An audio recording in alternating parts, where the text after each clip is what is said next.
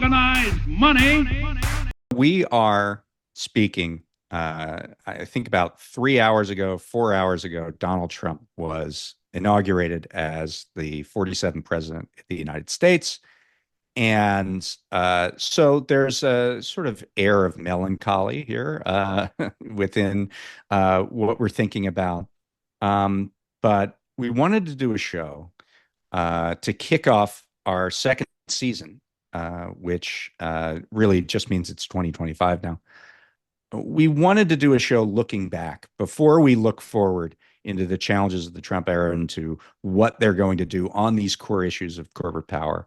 We wanted to look back at what was done really at the very end of the Biden administration by just a handful of agencies that decided they were going to keep governing until the calendar said that they weren't allowed to anymore. I mean, I've talked to several people who are like, this is the busiest by far they've ever seen it. These last couple of weeks of the Consumer Financial Protection Bureau, the Antitrust Division, the Federal Trade Commission filing just lots and lots and lots of actions. You're going to hear, like, we go over a bunch of them and why they matter, why they're important. We're going to do a lightning round. We're just going to it's just the two of us. Rapid fire them at you. Just two of us on this show. Yeah. And I think, it is a sad, somebody who cares about anti-monopoly policy, it's a sad week. I know people who are getting moved out of their positions who are not even political, who are really good. And it's just was not particularly partisan. It's just things are going to change. And I think in a way that isn't, that I'm not excited to see, but it is important to look at the last couple of weeks of what came out of these agencies, both because this stuff really matters on a policy level, like for a variety of reasons we're going to go into. It's not stuff that can be easily reversed by the Trump administration, even if they wanted to, which they may not want to reverse. But it also, it's kind of an outline of what the Biden administration or any administration could have been, right? So the Biden administration was a failed administration, but this is an outline, one of the only areas that was actually very good. And we can sort of imagine now what a good, I've never lived through a good political leadership. I've just never, I'm fairly old at this point and I've never seen it, right? Things have always just gotten worse. But I think we can see an outline of what a good administration would look like. And that is, I think, why it's important to look at what they did in these last couple of weeks. Right. So it's like reimagining sort of what a legacy of these agencies would be. And we're going to do it in ways that are very specific, with telling you what those actions were and why they mattered, and also more general in terms of what this flurry of activity, which was the culmination of years of work, really represents in terms of how government can actually operate on behalf of people. So this is what we want to do. In some ways, it is a little bit like how to clean up an economy, right? Because there's so many actions in so many different areas, in so many important companies, that you're going to actually get sort of a pretty good snapshot of what is wrong with the American economy. And then also what we could do to fix it. And you're going to see that with another couple of years of this, a lot of stuff would actually get fixed and operate properly. And so I think it's important for people to have that understanding, like a vision of what could be done right. And it's not just important for what might have been, but what will be in a future where interests who are aligned with this orientation of anti-monopoly get back in power. You started to sound a little bit like Kamala there for a second. I was worried. Oh, shit. We must be unburdened. That's the worst. Okay, sorry. Let's just get to it. All right. Organized money. Here we go. Organized money. When we talk about actions that the regulators have done, it's not like they thought about it doing it on Monday and then we're like, we better get this done by Friday when Trump takes office. This is stuff, most of these things have been stuff that's been in the works for years, right? Like it takes years to investigate a scam or some sort of merger or some sort of like antitrust violation. And usually what's happening towards the end is you got 6 months of futzing around, dotting the I's, crossing the T's, internal debates. And this kind of accelerated the process of getting this stuff out the door. So nothing we're saying, nothing we're going to highlight here is stuff that they just decided to do. It would have all come out anyway. It just would have come out in a more measured pace. So just to be clear, it's not like they haven't been doing anything and they decided to do a bunch of stuff at the last minute. No, they were doing things regularly. And, you know, as of November, they didn't know if they were going to have another 4 years to keep this going, or whether they would have to sort of wrap up the loose ends in a couple of months. And it turned out to be the latter. And so these things that were the result of thousands of hours of work now come out really at the last minute. And it's really the funny thing, and you've remarked on this, is how it's angered the Republicans on these various commissions who are mad that work is getting done. It's being done too fast. That's one of my favorite parts of this. So I want to start with what I think is maybe the biggest thing that they did. And this may not sound like the biggest thing, but it is. I think it's the revival of a law called the Robinson-Patman Act. So the Federal Trade Commission sued Pepsi, right? And they sued Pepsi for selling products at a better price to one, and they didn't name it, large big box retailer, aka Walmart, and forcing all smaller stores, and everyone is smaller than Walmart, so everyone else, to charge higher prices for Pepsi's products, which are not just, you know, Pepsi soda, but are you know, it's one of the largest packaged food makers in the world. I think second largest. And this is a law, the Robinson-Patman Act. Actually, Commissioner Alvaro Bedoya has been very involved in this too.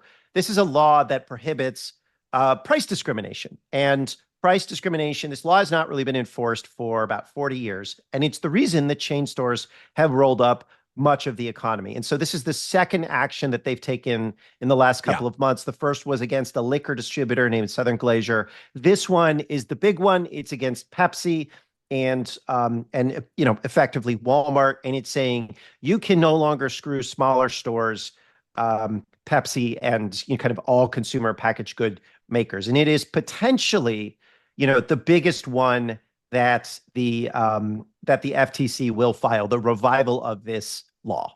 Yeah. And I think, I mean, it's pretty obvious, but we should spell it out. If you are a big retailer, a producer, a manufacturer of, in this case, beverages, and you're giving a discount to one big box store around the country, it's going to be very hard for any other independent retailer to compete, because it can't lower their prices and still, you know, stay in business to the degree that they can offer a comparative price to a Walmart, for example. So this is how this spread gets done, really. And what they're arguing in here is that by denying these discounts to other retailers across the economy, that it essentially raises prices for those competitors, for those other retailers, and ultimately raises prices for the consumer on aggregate. So I would say one way to put it is they give better discounts. They give discounts to Walmart. A different way is just to say they raise prices for everyone else, right? And so exactly. I think it's maybe I wouldn't frame it saying they give discounts to Walmart. What they're doing is they're just giving one set of prices to Walmart and a much higher set of prices to everyone else. Now, it's not just independent stores either that suffer. Albertsons, in their merger case with Kroger, said, look, we get, I forget what it was milk or some other product. They're like, we don't get, oh no, it was a consumer packaged product. We get prices for these products at a higher level. Our distributor sells it to us, or we buy from the producer for a higher price than Walmart sells at retail. And this is like one of the second, third, or fourth largest grocery chains in the country. Yeah, it's every competitor. It's not just Walmart. It's any competitor, including a very big one, being denied the ability to get this special treatment. So let me just finish with that, which is that the reason they wanted to merge with Kroger is because they said we need to scale up to get the prices that Walmart gets, right? So if you don't enforce Robinson-Patman, it encourages consolidation. That's what a lot of mergers are about. They're saying, look, we need to scale up to get the prices we could get if we had the bargaining leverage that a big guy had, right? Well, you're not supposed to be able to do that in the economy, right? We don't want an economy of big guys. And that's why the Robinson-Patman Act exists. It's to say a big guy can be big because they're better at what they do, but they can't be big just because they're big and they have more bargaining power than everyone else. So that's the basic idea behind it. Very important one. I like this idea of us going back and forth and picking our favorites here. So I'm going to choose one now. And it's also from the FTC. And it's the lawsuit that they took against John Deere. John Deere is another important one. Farm manufacturing concern. And for years now, John Deere has been accused by farmers of denying the ability for people who own their equipment to be able to fix it without having to go to a proprietary mechanic or shop that would do that. John Deere has even made the case that owners of their equipment don't actually own it, that they're just sort of renting it for the purposes of enabling this scheme. And of course, what does this do? If John Deere controls whether a tractor or piece of machinery can be repaired, then they can charge prices in the aftermarket to extract even more out of the people who have already bought their equipment. This has been a big issue that's transpartisan. The right and the left have talked about right to repair as a fundamental principle.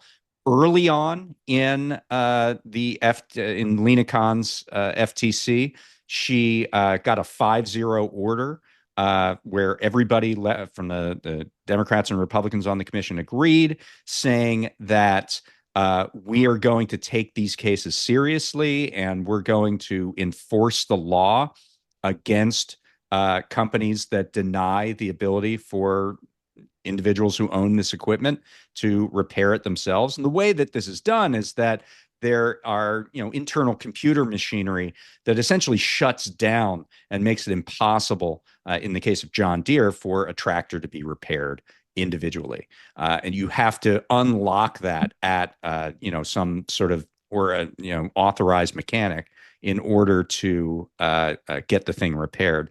So they said they were going to do this at the beginning, and now here at the end, because John Deere has been dragging its feet, it hasn't been complying with even things that it said it was going to agree to do. It goes ahead, the FTC, and files this case.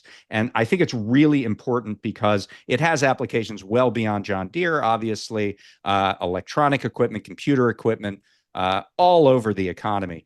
There are cars. Absolutely. Big companies who are trying to funnel you into their aftermarket repair and service where they get, some of their biggest markups.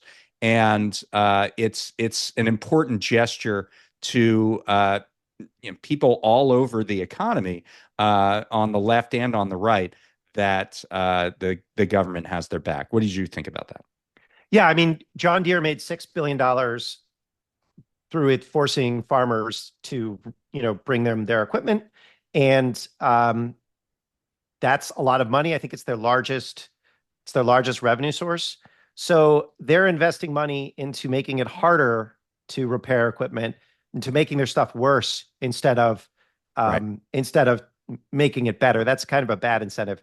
Do you I mean, think about it. If we have planned obsolescence, if you have a company that enjoys its highest profit margins on the repair of equipment, they have a great incentive to make those pieces of equipment really bad, so that they will have to be repaired over and over again, and they earn this tremendous markup each time. So it's a really bad set of incentives.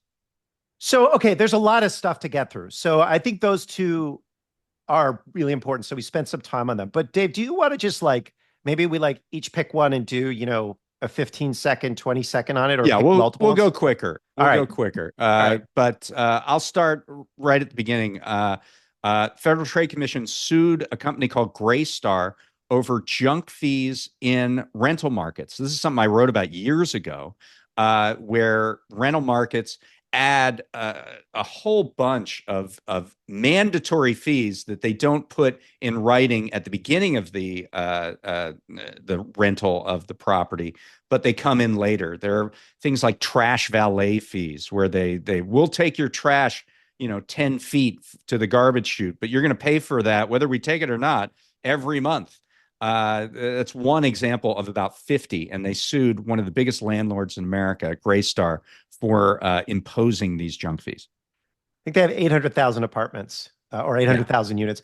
Okay, I'm going to pick the DOJ sued private equity giant KKR. It's managed about $600 billion, and they sued them for lying to government. Every time you buy a company of a certain size, you have to tell the government, you have to give them a bunch of documents saying, here's what we bought, how we bought it for, et cetera, et cetera. And they had been either doctoring those documents or not turning them in.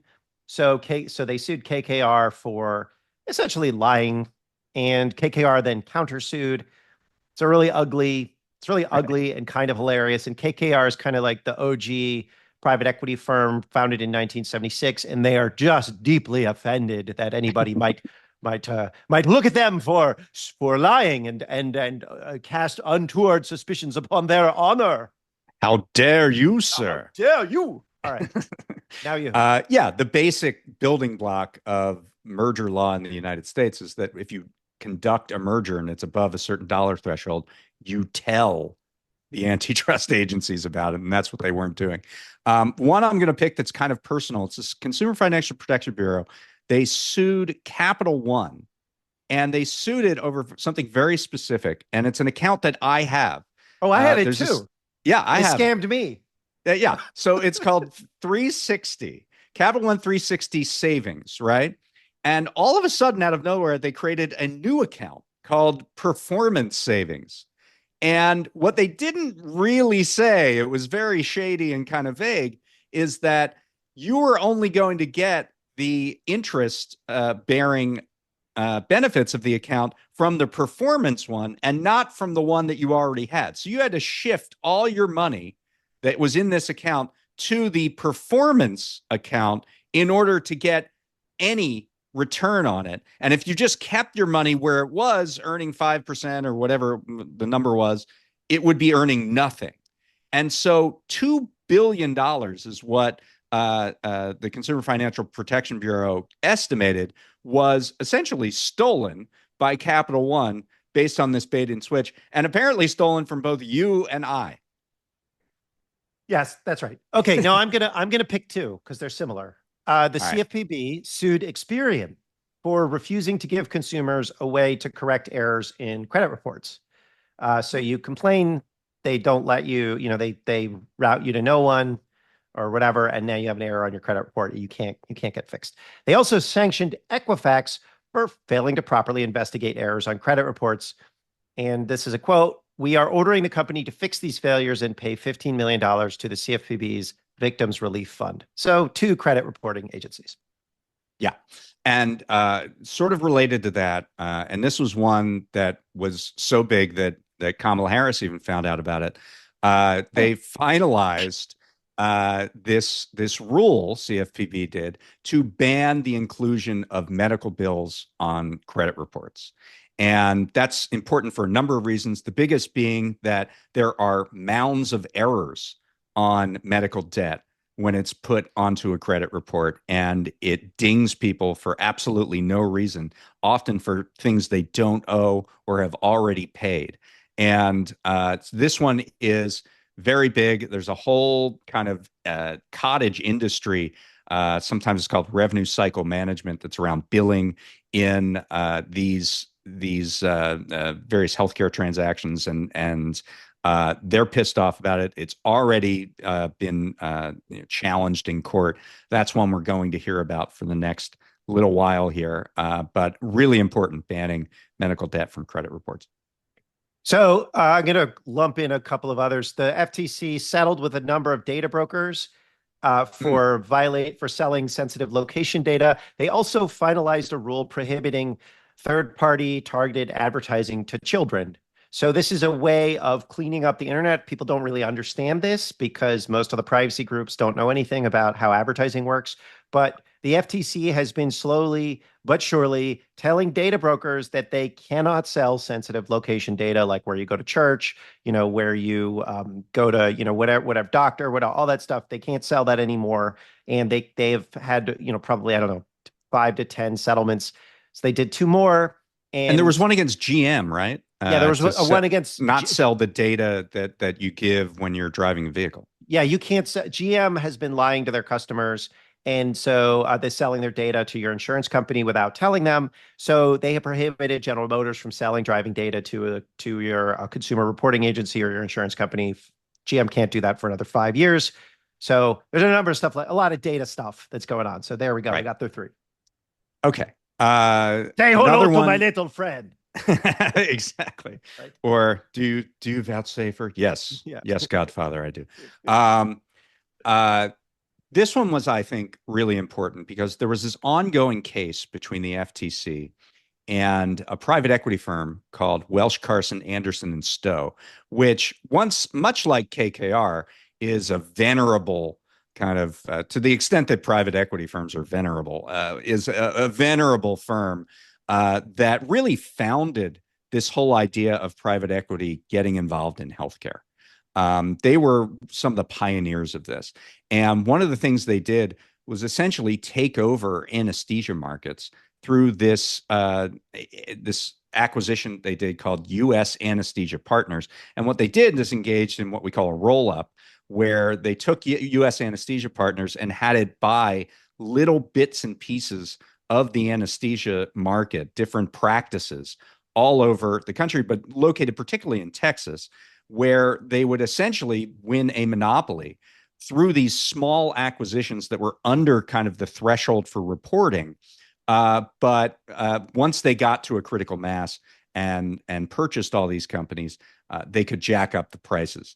So that was the lawsuit. And I believe that lawsuit was put together maybe at the end of 23 or beginning of 24, in that range. And so what they did here is force a settlement with Welsh Carson and with U.S. Anesthesia Partners that would prevent the recurrence of this, the continued roll-up of anesthesia markets. I thought it was important because, the fact that they got Welsh Carson into this, I think initially at one point, the private equity firm was taken out of the lawsuit, but they were put back in during the settlement. And so, this is obviously a very common strategy among private equity firms to use this roll-up strategy and sort of under the radar monopolized markets. So I think it was important to get this settlement going. All right. The Antitrust Division sued or filed a complaint against 7 landlords. So they added, this was part of their case against a company called RealPage, which is which is basically a rent fixing software and consulting firm. They filed that, I think, back in August or a couple months ago. In this case, they added the corporate landlords who have been using the software to the complaint. So this would be Greystar, which, again, the FTC fined Greystar for junk fees and lying. Well, they've also been allegedly involved with price fixing on rental markets. Blackstone's LiveCore, Camden Property Trust, Cushman and Wakefield, Pinnacle Property Management Services, Willow Bridge Property Company, and Cortland Management. So I think the Cortland one's important because they were actually raided last year by the FBI, and in this announcement, Cortland essentially flipped. They said, we're going to cooperate with this case, and even speaking of venerable people like Herbert Hovenkamp, who have said, how dare you use this algorithm, which is merely a recommendation engine. He has now said, with the new evidence that they showed, with the additional named defendants, that DOJ is probably going to win this case. So just to And be just yeah, to give everyone a sense of who Herb Hoppencamp is, he's like the super fancy. He's nicknamed antitrust scholar. He's nicknamed the dean of the antitrust bar. He's old. He's very offended that people are enforcing the law. He's someone his that we Twitter think, handle is at Sherman1890, as if he wrote it himself. I just yeah, love he's that it's like he wrote the Sherman Act. Like he is the only true and correct interpreter yeah. of it. So if even he's okay with this, then it's kind of like a, you know, it's probably a very strong case. All right, now you pick. Okay. How about CFPB suing Walmart? Here comes Walmart again. Oh, another one. This was a case involving Walmart's delivery drivers and the way in which they got paid. So it turned out CFPB found out that Walmart was opening special bank accounts for these delivery drivers in order to forward their pay into it. And these bank accounts were not good. They were taking a bunch of fees and things of that nature. So they sued Walmart over this sort of not this compulsory an involuntary practice that they were doing their own delivery drivers. It's like a digital company town vibe. Yeah, All exactly. right. So I'll choose one. They FTC released a report about artificial intelligence, and particularly five companies: Google, Amazon, Microsoft, Anthropic, and OpenAI, all of which kind of have relationships with one another. It's like a giant, like it's like a set of open marriges. The And it cozy has club, yeah. yeah, it has implications. A cuddle puddle, if you Yeah. will. uh, this is getting gross. Anyway, this report came out, and it's basically a roadmap for enforcers at a state level or a federal level or whatever, or foreign countries to see who is effectively merging with who is effectively controlled by whom. And so that's what the report is, and they released it. I'll do another couple reports, let's say, from FTC. One of them very near to me because it involves a term that I essentially made up in a story that I wrote last June. It's called surveillance pricing. And it's the practice of using your personal data to target very specific and individual prices for you based on certain characteristics. And in that story, we found a number of instances of this, and the FTC decided to investigate. Now, they decided to investigate starting in July, so they didn't have enough time, even though they did a bunch of subpoenas and collected a bunch of data and information from some of the middlemen that specialize in surveillance pricing. They weren't able to do everything, but they did like a 10-page release of some initial impressions of what that report looks like, which totally offended the Republicans on the panel. It's like, how dare you?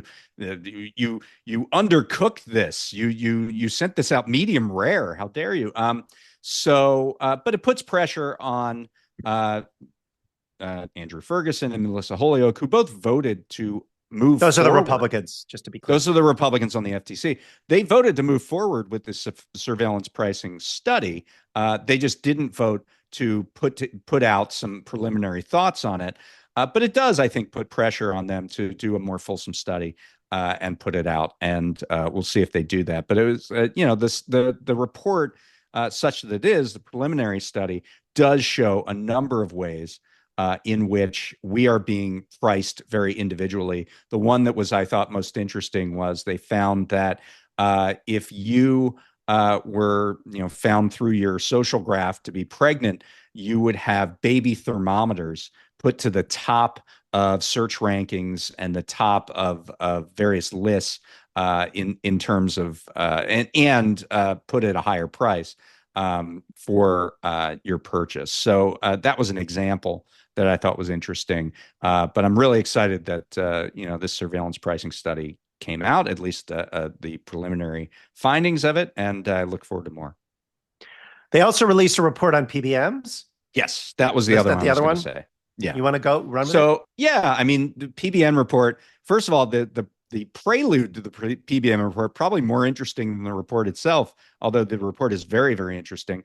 But they used, what was it, Gibson Dunn, the law firm, the top flight law firm, to kind of intimidate the FTC into not releasing this staff report, this second version of the staff report, and kind of veiled threats of lawsuits around Well, they defamation actually and things like that. issued they're trying to get a subpoena for all correspondence between the New York Times and the FTC, media outlets and the FTC, pharmacists and the FTC. Like basically, when you go and you complain to the FTC, you're supposed to be given. That's supposed to be confidential. Right. It's you're like a whistleblower, right? Or you're fearing retaliation. So the PBMs, particularly Gibson Dunn, and Gibson Dunn does this a lot, actually is trying to get all of the correspondence between the FTC and all of these with all these people, which is effectively a way of chilling all investigative attempts by the government. So it's trying very to lovely. intimidate. Yeah. Absolutely. But this report, was showed. I think they made like $7 billion. Like companies, basically, there's three of them. United Health Group has one of them. Inflated drug prices by at least $7 billion, probably a lot more. In some cases, as high as 1,000% or more on specific drugs. Yeah. Yeah. So you see why, they would take Gibson Dunn and have them try to, chill this and intimidate the FTC from putting out this information, because it is really damning. And the PBMs are very much in the crosshairs of Congress. And this gives a lot of ballast to that. We should do an episode on the business of big law. That would actually be fun, because Gibson Dunn does this a lot. They did it to my organization. They tried to threaten us over talking about RealPage. They got sanctioned over Meta. Like they're kind of bad actors. And it's like the people who, anyway, it's a business model I'd like to understand. Absolutely. And all right, you're up. Okay, I'll pick one. All right, I will say the CFPB fined Honda Finance, made them pay $12.8 million for reporting inaccurate information that smeared the credit reports of Honda and Acura drivers. So apparently people were making payments. Those payments were frozen during COVID, and Honda Finance reported them for not making payments. It was unlawful and bad. And the other one, I think I'm going to roll one in here, is that they forced this company called Block, which is run by a weirdo named Jack Dorsey, the guy who also founded Twitter, and is constantly going to Africa and doing meditating. Block has a Cash App, something called Cash App, which is used often for fraud.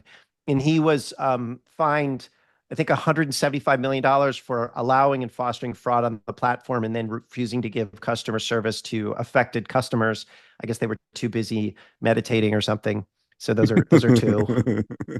Yeah, and there was another one that's similar to that with the big banks, a suit over neglecting fraud activity on Zelle, which is a payment service operated by all of the big banks, like J.P. Morgan Chase and Bank of America and Wells Fargo and Citi. Basically, it was a broader ability to crack down on this fraud activity as being like sort of unregulated, like absentee landlord kind of situation. The any kind of regulatory policing of this fraud is kind of gone, because it's being done by the banks themselves, which don't care. But I'm going to pick another one, which I think is actually really, really interesting. And it's an example of the real promise of agencies like this in the past 4 years, and something we're not going to see much more of. So CFPB did these new rules on credit card rewards. But what I want to focus on is it included this new tool that was essentially a comparison shopping tool to choose the best credit cards with the most features. And what's interesting about that is that we have private credit card comparison tools, but they're all touts. They are all basically, if you're a credit card company and you spend enough money at Credit Karma will put you number one on the list of the best credit cards, right? And it's all unreliable narration on the part of, so when you're going to shop for these, you don't know that JP Morgan Chase paid to be named the number one credit card in a particular class. But CFPB said, okay, well, we collect this data. we can put up a comparison tool. We put in a bunch of parameters. What are you looking for? Do you want more rewards? Do you want a lower interest rate? Do you want, whatever it is? And you plug all that stuff in, and the comparison tool picks what is best suited to your particular needs. It's really a great service that I think government should be doing more of, rather than getting this out of the hands of touts and carnival barkers and things like that. Now, whether that stays up in the Trump era remains to be seen. But I think it's a really great idea, and I'm glad that CFPB did it and proved that it could be done. So just to be clear, I think a lot of people will be listening to this and they might say, well, all of this stuff is going to be undone. And I think it's important to note some of it may be undone, but some of it is bipartisan. Some of it are just like reports that you can't undo, right? Right. Some of this stuff is, when you file a case, sometimes some of it they're doing with states. So you can't like the Gray Star one, like they did that with Colorado. So it's like, even if the FTC or the DOJ pulls back, Colorado can keep going. And then also the John Deere cases with Illinois and Minnesota. So that's that case is going to go forward. So the other one is that once you file a case, it's actually pretty hard to pull the case back. Right. And usually these cases almost always are supported by the staff. They're reasonable. It's reasonable arguments. There will be political blowback. So I think a lot of this stuff is going to move forward. And then things like the John Deere thing, there are a lot of state laws being proposed. And so this complaint has a lot of useful information and is generally helpful to the right to repair movement. So I actually think that and that's an example of something that is bipartisan in nature. And there's another one like that, which was the final rule proposal by the CFPB to end so-called debanking. So maybe we could talk about that one. So there's a rule. So when you sign up for something and they give you a take it or leave it contract, right? You're not really freely entering a contract. You just kind of have to do it. Some of these contracts have things like, if you're defrauded, they don't really give you any ability to complain. Or if you have a dispute with the person who offered you the company that offered you a contract, you automatically lose. Or they can just get rid of you if you do something they don't like. So a lot of them are with financial institutions, and this is one of the basis for them being able to debank people. So the CFPB proposed a rule saying these kinds of contracts are voided. You can't offer these contracts, and if you do, they're not enforceable. Yeah. So we've been going for about a half hour, and we actually have a few more here. And I just want to stress that all of these things were done in January.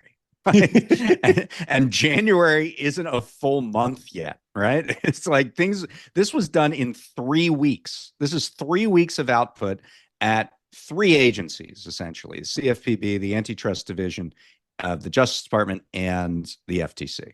And if for those of you who want more, and I don't, at this point, I don't want more, but if you do, the FTC actually published a 62-page document on their accomplishments over the last 3.5 years. And it's very dense, right? And we're going to put that in the show notes so that you can look at it if you want to see what a good government, like a good regulator or enforcer does. And I'm pretty sure DOJ Antitrust also put out like sort of a 1-page. They did. Yeah. Very, very kind of. I have it right here. Mentions. There it is. Yeah. And I did an exit interview with Jonathan Cantor, which you can. There it is. Which you can also read, and we'll put that in the show notes over at prospect.org. So, I mean, we've scratched the surface. Obviously, we're just talking about things in the last month. There were another close to 4 years of the Biden presidency, and these agencies, maybe not in this compressed time frame, done as much, but they were doing things all throughout this. And what's, you touched on this, Matt, of what's interesting about, where are we going to go from here? Trump is now president. He has picked his own people to run these agencies, not CFPB yet, although we're hearing possibly Melissa Holyoke, who is an FTC commissioner, might get that directorship from Rohit Chopra, who also went from FTC to CFPB. And the question is, what are they going to do with these sort of strands from the Biden administration. We haven't even talked about the fact that there are numerous active cases in the courts against some of the biggest companies in America, many of which had representatives on the dais behind Trump in front of his own cabinet, but directly behind Trump's family. Those companies are under antitrust investigation, or in some case, actual cases. There's a case against Amazon. There's a case against Facebook that would get rid of their acquisitions of WhatsApp and Instagram. There's a case against Google, and there's another case that was already, where Google was found liable for monopolization, where there's a remedy phase that the Justice Department has to take up. There's a case against Visa. There's a case against Live Nation Ticketmaster. There's a case against, the RealPage case that we mentioned. And there are many others. The Justice Department and the FTC have to figure out how they're going to pursue those cases. Are they going to pursue settlements? Are they going to pursue weaker remedies? Are they going to not do that and just continue to prosecute those cases? What do you think, in terms of these big cases that are out there, is going to be the outcome? Or maybe it won't be just one thing, and maybe it'll be on a case-by-case basis. But what do you think the trend is going to be? I don't know, man. I really have no idea. It looks pretty grim, honestly. It's hard to say, but Trump just, it feels to me it feels like it's taken a really ugly turn. Like he's just going to trade away everything to to very, very wealthy people, to the Chinese. It's sort of feels like he's going to strip mine America for parts. And yeah, I'm not. Look, those people are up on the oligarchs are up on that stage for a reason, right? Yeah, I think there's it's not symbolism. There's very specific things they want, and they're probably going to get it. And that's certainly why. I mean, the only thing that gives me the slightest glimmer of hope is that those people hate one another. And so the last one that talks to Trump might get him to work against the other one. Maybe Facebook and Google get into a fight, or Google and Amazon, or whatever. Well, let me bring up one of these. Let me bring up one of the items that we haven't gone over, which is just about that. So there is the FTC and DOJ filed 2 amicus briefs, one of which is supportive of Epic Games in its lawsuit against Google over App Store monopolization. But the other one, surprisingly, is supportive of Elon Musk in his antitrust lawsuit against OpenAI, Microsoft, and Reid Hoffman. Now that amicus brief, which is an amicus brief is when you tell the court, hey, we're so-and-so, and we're not a party to this lawsuit, but we think XYZD, and you should consider that because we're lovely people or whatever. So the DOJ and the FTC do that sometimes on competition cases.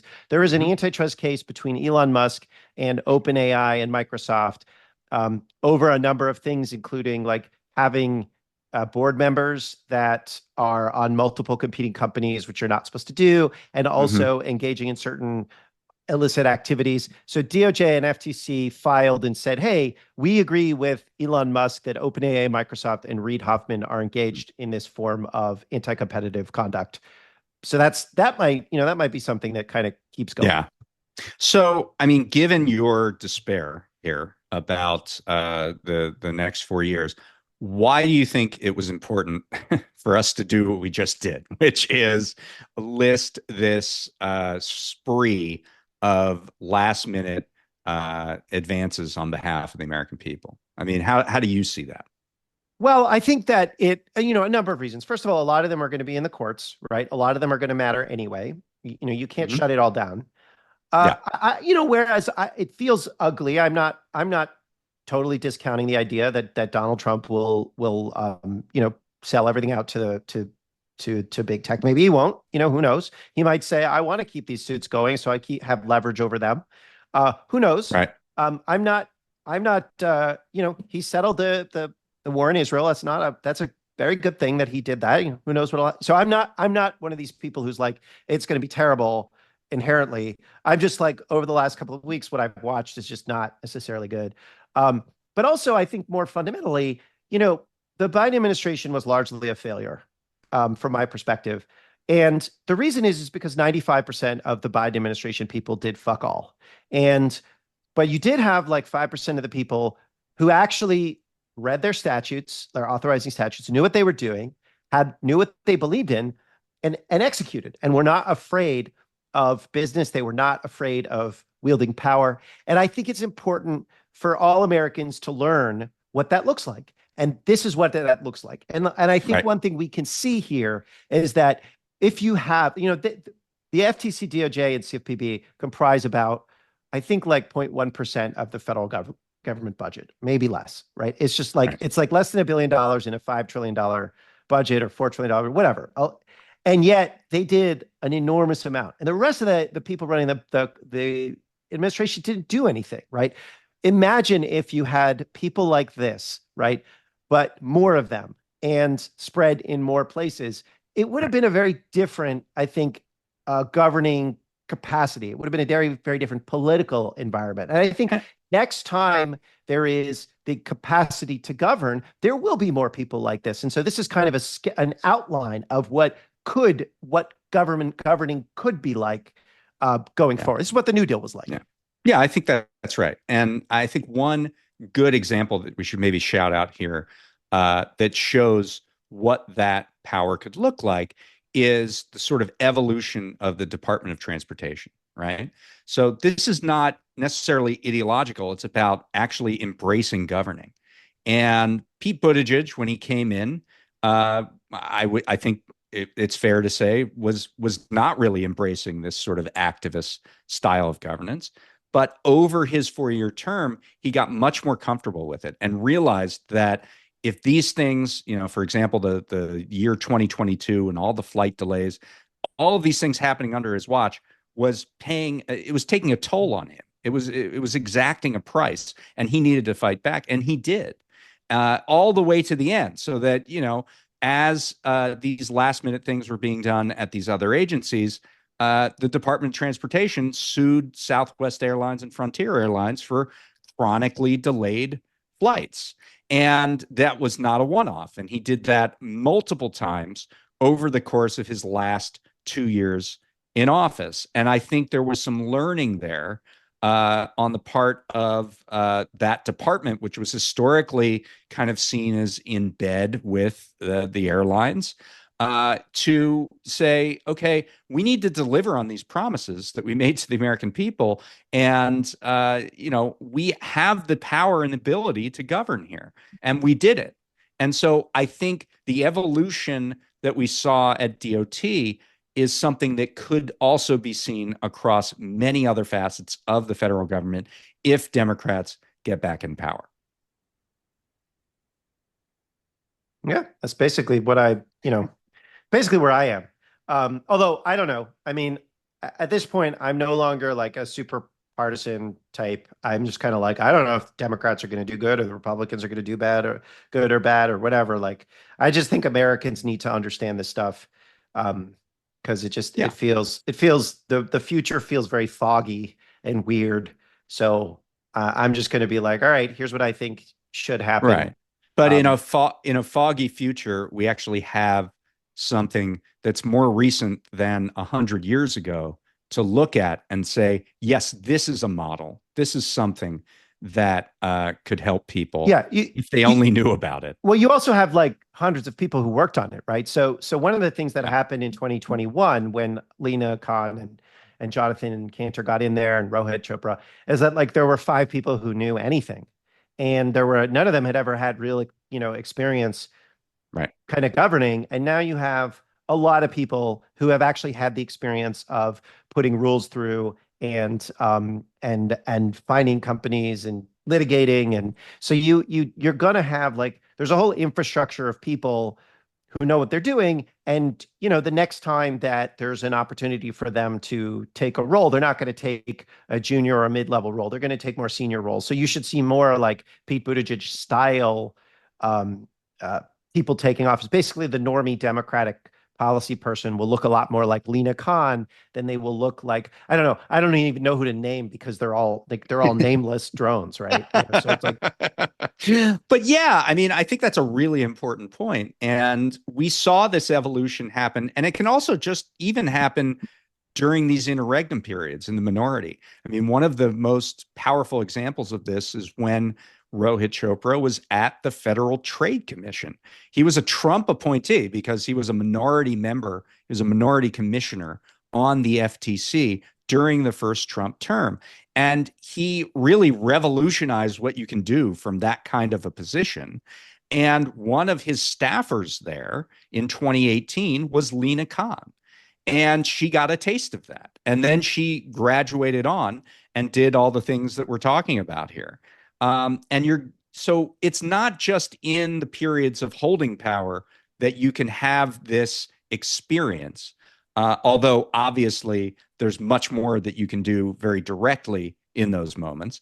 But even in the time, look, I mean, Alvaro Bedoya, and Rebecca Slaughter are going to be the minority commissioners on the FTC, and the people who work with them are going to get pretty valuable experience understanding what another vision of the how you manage that agency could be.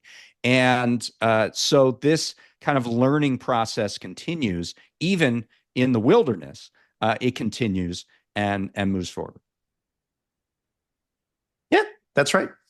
I don't think there's anything that I mean, I think we've said it all. Like, I think we've just gone through this. There's I guess the last thing is there's an element of sadness here to a lot of it.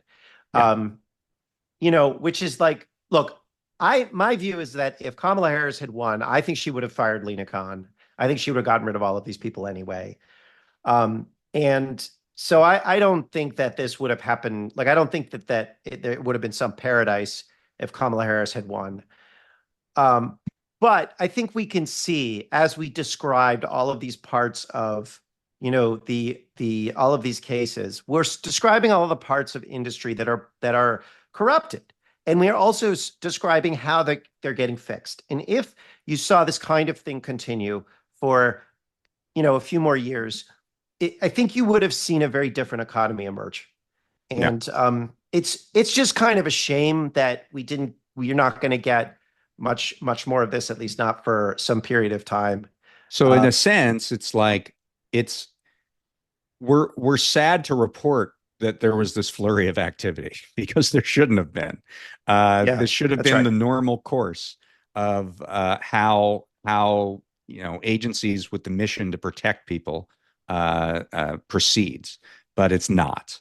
And that is sad. So I don't want to end on that downbeat note. I have to end on a more upbeat note, and that is determining what this actually was. Now that we've gone through all of these various actions that were taking place, is this more, I'll give it in multiple choice style. A, Tony Montana destroying his enemies with reckless abandon at the throughout the movie Scarface? Is it B, the more quiet, strategic, ruthless acquisition of power against the five families by Michael Corleone in the end of Godfather 1? Or C, is it the burn them all kind of attitude of the Red Wedding in Game of Thrones?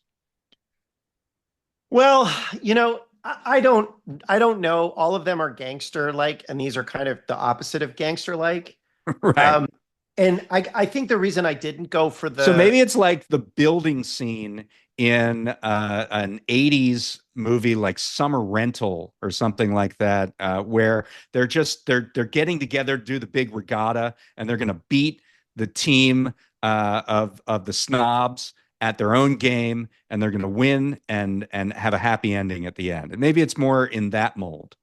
Or maybe that's a good way to think about it. I mean, it might be like, before the progress music in like a Rocky film, he like loses, and that's where we are now. But then there's going to be like he's going to work out. He's going to trying hard now. Yes. Right? Yeah. Yes. I don't know. I mean, it is a little bit of a like it's a bummer, but like the thing is, the New Deal in the 30s, they all got their training under Woodrow Wilson, right? So Yeah. it's not, it's like they didn't know how Right. to, and they talked about it, right? I mean, so I think in some ways it's like, all right, if you wanted to do like totally read, you want to do the New Deal in 2021, there's like no one who knows how to do it, right? But the next time there's an opportunity to do that under, the Republicans or Democrats, whoever wants to do it, there will actually be people who can execute it if we're able to build some sort of political arrangement to make that happen. And so I guess in That's that sense, really interesting. And yeah, that's so you can sort of envision this Biden interregnum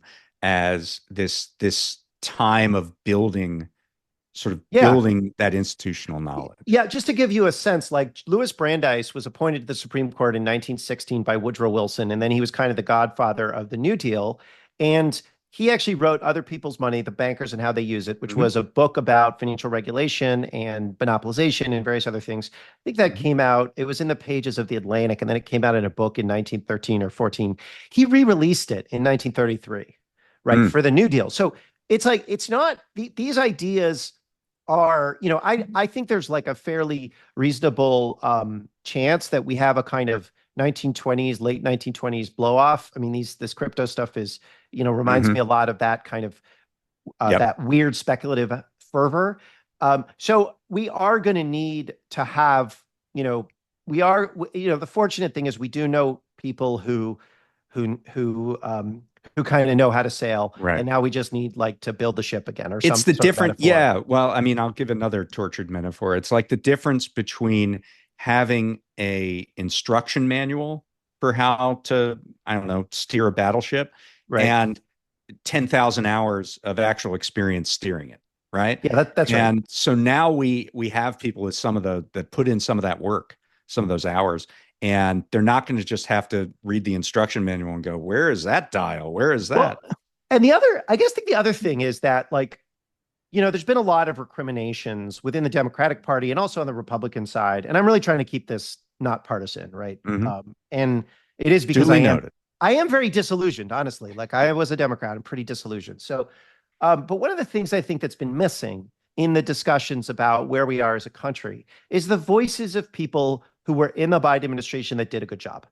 Right. You haven't heard anyone who actually did any of this stuff coming out and saying, this is what I think. This is what I saw. This is, we encountered lots of farmers or lots of this type of person or that type of Right. person. And here are the levers we tried to pull and all. And I think what was exciting, I mean, to take to a different moment, like in the 70s, a lot of the people that built what would become the Reagan administration came out of the Nixon administration. And they said, this is why we couldn't do stuff in the Nixon administration.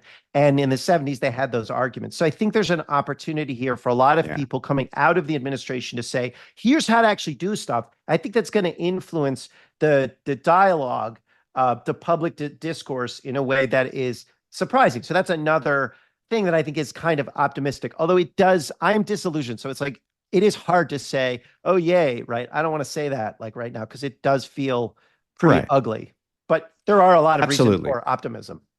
Right.